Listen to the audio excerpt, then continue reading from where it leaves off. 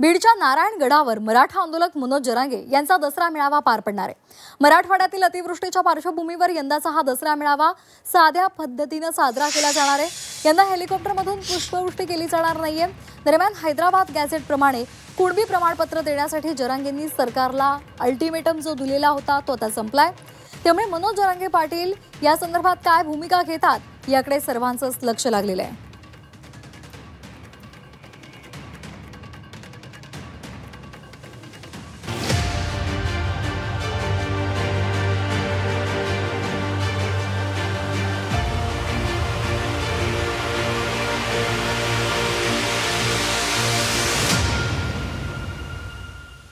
पर्यावरण मंत्री पंकजा मुंडे यांचा दसरा मेळावा बीडच्या पाटोदा तालुक्यातील सावरगाव घाट इथल्या भगवान भक्तिगडावर होणार आहे।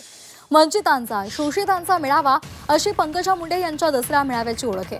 या मेळाव्याचं हे 11वे वर्ष आहे आणि या दसरा मेळाव्यामध्ये पंकजा मुंडेंचं मार्गदर्शन ऐकण्यासाठी जिल्ह्यातूनच नाही तर राज्यभरातून भगवान बाबांचे भक्त मुंडेंचे लाखो समर्थक भगवान भक्तिगडावर दाखल होत असतात।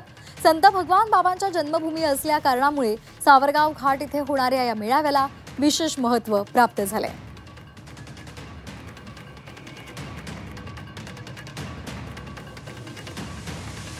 तर या संदर्भात अधिक माहितीसाठी आपल्यासोबत जोडले गेलेले आहेत आमचे प्रतिनिधी महेंद्र मुधोळकर। आपण त्यांच्याकडे जाणार आहोत। बीडमध्ये आज 2 मेळावे होणार आहेत। नारायणगडावर मनोज जरांगे पाटील यांचा एल्गार आपल्याला पाहायला मिळणार आहे, तर दुसरीकडे पंकजा मुंडे यांचा सुद्धा मेळावा होणार आहे भगवान भक्तिगडावर। यावेळेचा मेळावा वेगळा असणार आहे असं पंकजा मुंडे यांनी म्हटलेलं आहे। काय एकूण अपडेट्स आहेत? नक्कीच बीड जिल्ह्यामध्ये आज 2 दसरा मेळावे आहेत आणि दोन्ही दसऱ्या मेळाव्यामधून शक्ती प्रदर्शन होते असं म्हणलं तरी वावगं वाटणार नाही।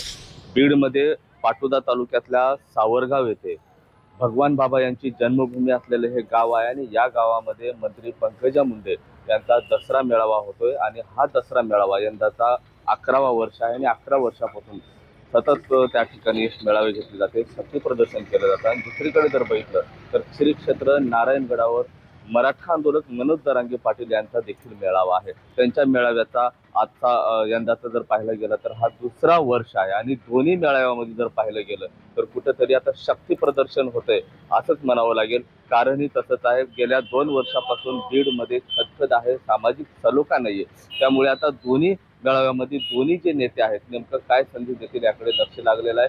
काल पासून जर बघितलं गेलं तर तयारी जी आहे ती अंतिम टप्प्यात आलेली होती आणि आज सकाळपासूनच गडावरती अनेक ठिकाणी जर बघितले गेलं तर बॅनरबाजी देखील करण्यात आलेली आहे। मनोज जरांगे पाटील हे येत आहेत त्यामुळे बॅनरबाजी आहे आणि दुसरीकडे पंकजा मुंडे येतात त्यामुळे त्यांचीही बॅनरबाजी आहे। साधारणतः 12 वाजता पंकजा मुंडे हे हेलिकॉप्टरमध्ये बसून त्या ठिकाणी सावरगाव घाट या ठिकाणी येतील आणि पुष्पवृष्टी सुरुवातीला होईल आणि त्यानंतर पंकजा मुंडे भगवान बाबाच्या चरणी जे आहेत ते नतमस्तक होतील आणि त्यानंतर खऱ्या अर्थानं सोहळ्याला जी सुरुवात होणार आहे। तर दुसरीकडे जर बघितलं गेलं तर नारायणगडावर यंदाच्या वेळेस हेलिकॉप्टरच्या सहाय्याने पुष्पवृष्टी होणार होती, मात्र सध्याची परिस्थिती जर बघितलं अतिवृष्टी आहे आणि याच्यामध्ये शेतकरी जो आहे बेहाल झालेला आहे। त्याच अनुषंगानं मनोज जरांगे पाटील यांनी त्यांचा हेलिकॉप्टर दौरा जो आहे तो रद्द केलेला आहे। त्यामुळे मनोज जरांगे पाटील हे त्यांच्या वाहनाने नारायणगड या ठिकाणी येतील आणि साधारणतः 1 वाजता ते भाषणाला सुरुवात करतील। आता मनोज जरांगे पाटील नेमकं भाषणामध्ये यंदा काय संदेश देतील?